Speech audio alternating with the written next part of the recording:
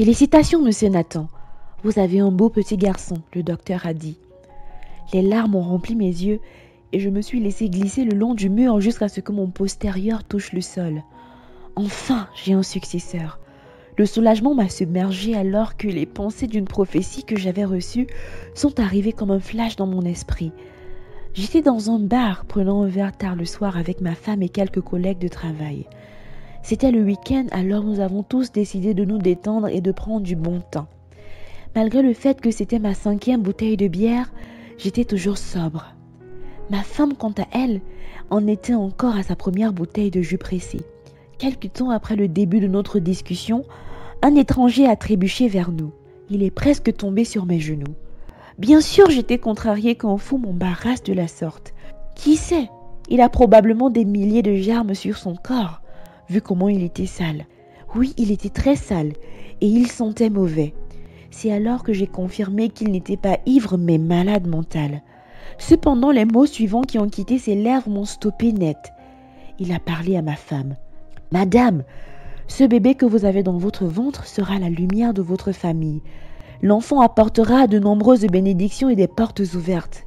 Mais vous voyez, la bénédiction a 2 faces. L'aspect qui apporte les bénédictions apportera de la tristesse s'il n'est pas correctement géré. Prenez particulièrement note du jour où il naîtra. Je n'ai pas attendu pour écouter le reste. Je me suis levée en colère et je l'ai envoyé balader, ignorant les mots suivants qu'il a prononcés. Contrairement à ma femme, je ne suis pas dans toutes ces croyances superstitieuses. Je crois en la science et il n'y a pas d'effet sans cause. Rien n'affectera mon enfant si je n'instigue aucune cause négative. C'était la fin de cet épisode. Quelques mois plus tard, ma femme accouche d'un petit garçon. J'ai éclaté de rire en me rappelant de ce que ce fou avait dit. Il s'est trompé. Mon bébé va bien et ma femme aussi. J'ai appelé mes parents, mes frères et sœurs pour leur annoncer la bonne nouvelle. Mais ma joie fut de courte durée. En un éclair, j'ai vu des infirmières se précipiter dans la salle d'opération comme s'il y avait une urgence. « Qu'est-ce qui se passe ?» me suis-je dit.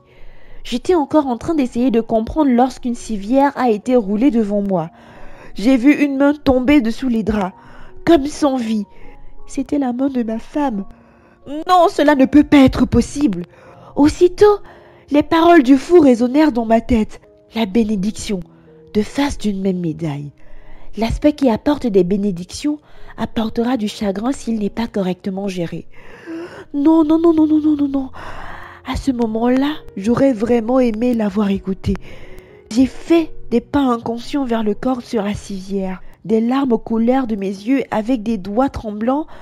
J'ouvris le drap.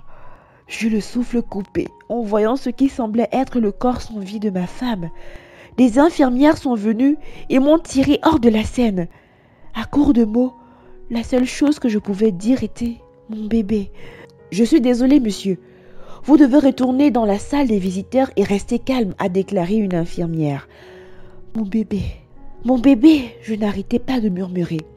C'est dans cet état que ma famille m'a rencontrée. Ma mère a toujours été dévouée corps et âme à la prière. Elle est devenue typiquement africaine dans sa réaction et s'est mise à prier en langue. L'hôpital est passé d'un endroit calme à un lieu de prière. 1 heure plus tard, nous avons fini de prier et nous nous sommes calmés un moment. J'ai profité pour expliquer à ce moment-là ce qui s'est passé concernant le fou à ma mère. Elle n'a rien dit à part que Dieu nous a sous son aile. C'est à ce moment que j'ai réalisé que la vie de ma femme était en jeu. Les médecins échouaient. Mes capacités de simple époux ne pouvaient pas aider. Et la seule chose que je pouvais faire à ce moment-là était d'avoir foi en Dieu. J'ai fait un plaidoyer silencieux avec Dieu que si la vie de ma femme était épargnée, je le servirais de tout mon être. Dieu, je n'ai jamais prié auparavant, mais si vous pouvez m'entendre, s'il vous plaît, sauvez ma femme et mon bébé. Si vous le faites, je vous servirai de tout mon être. Je vous servirai comme personne ne l'a jamais fait, priai-je doucement. C'était le soir, quand nous avons reçu un diagnostic du médecin. Ma femme est décédée peu de temps après avoir accouché de notre bébé. Notre bébé, en revanche, ne respirait pas.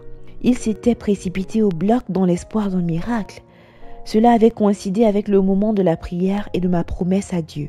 Je ne peux pas vraiment l'expliquer, mais ce Dieu que vous avez prié a exaucé vos prières. Nous n'avons jamais vu cela.